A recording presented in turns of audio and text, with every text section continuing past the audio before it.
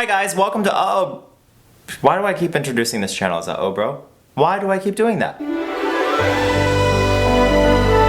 I'm trying to figure out which glasses are more attractive. These ones or these ones. Neither are prescription, I'm just a hipster who doesn't want to be himself. Anyway, so unfortunately I don't have my cell phone right now. Some guy walked up to me and said, hey, can I use your cell phone? And then he ran off with it. That's not true, that didn't happen. So because I don't have my phone right now, I'm gonna go ahead and make something up. Let's talk about, and I hope I haven't talked about this too much before, but the psychology of men. Specifically, I want to talk about how men treat women and what women should expect out of men when they date them and so forth. I do just want to say, just because I'm part of the man club doesn't mean I know everything about the man club. And it's just the same when you ask advice from a single girl about all girls, you're not necessarily going to get the most efficient universal advice ever. But hey, worth a shot. First off, let's talk about cheating. Guys don't have to cheat. They do have a choice and they are strong enough to choose not to do it. A guy saying that he cheat on someone because he's a guy is like a human cheating on someone and saying they're only human. It's just a completely empty bullcrap excuse. Not all men are total perverts, not all men just like you for your body. Obviously, there's a rainbow of different types of men. There are brave men and cowardly men, there are honest men and dishonest men, there are responsible, irresponsible, loyal, disloyal, and so forth. What I think is most important for us to focus on and discuss is what human beings want in general. Like for instance, most human beings want to be with somebody who's not going to be critical of them. And also most human beings want to be with somebody who excites them, someone who interests them, someone who makes them want to know more about them. They want to be around somebody who doesn't annoy them, who is a compliment to their life rather than a burden. So many people try to complicate dating and make it seem like some kind of riddle when really it's simple. Men and women want much of the same thing, and that is someone to keep them from feeling lonely, someone who makes their life better, not worse, someone who makes them feel happy, someone who makes them feel complete,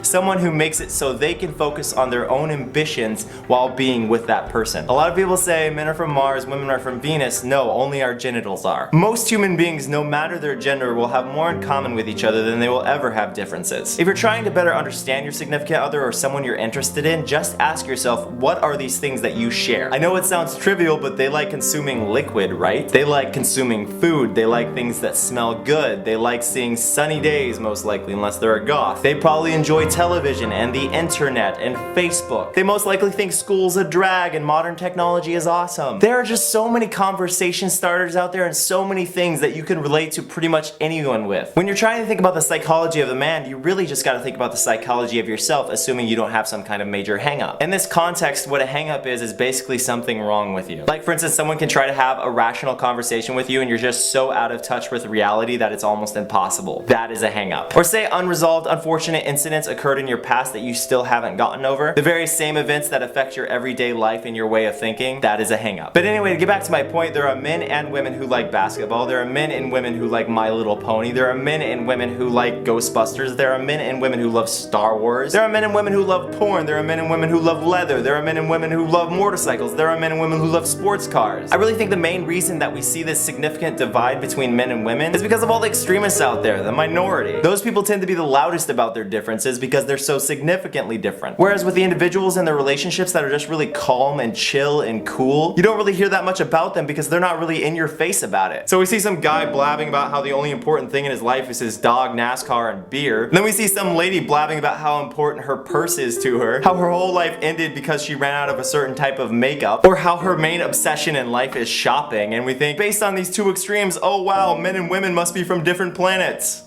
No. If you watching this video are going, wow, this guy is so wrong about men and women, they are in fact polar opposites, then I think you may be unconsciously attracting these extremes to yourself, which in doing so makes it very difficult to see the wide spectrum that exists outside them. But anyway, long story short, what I'm saying, instead of diving into the psychology of men, which really would only be me pandering to the extremes, I'll just say, if you're a guy watching this, I can almost guarantee you that there is a woman out there nearly identical to you in personality. And if you're a girl watching this, I can say the very same. If you're lonely, you feel you need someone, you want to feel complete, go out there and be yourself. And you'll more likely attract someone more compatible with you versus the alternative of trying to figure out what the entire male gender wants, thus being inclined to fake your personality and in result attracting someone that you're not really meant for. So, with all that being said, hopefully this helped you in some way. If not, I thank you for watching anyway. Hope you have a wonderful day. Booby squeeze.